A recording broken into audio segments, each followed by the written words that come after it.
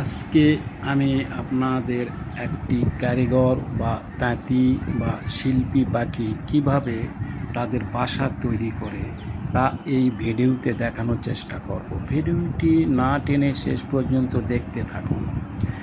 এদেরকে তাঁতি বা কারিগর পাখি বলার কারণ হলো এরা খড়কুটো দিয়ে অতি চমৎকার ঝুলন্ত বাসা তৈরি করে, যা তাঁতির হাতে বোনা কাপড়ের মতো দেখতে লাগে।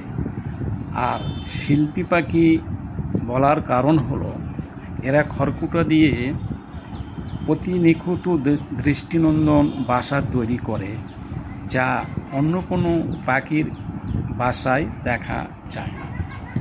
ইংরেজিতে এই পাখিকে উইভার বার্ড বলা হয়।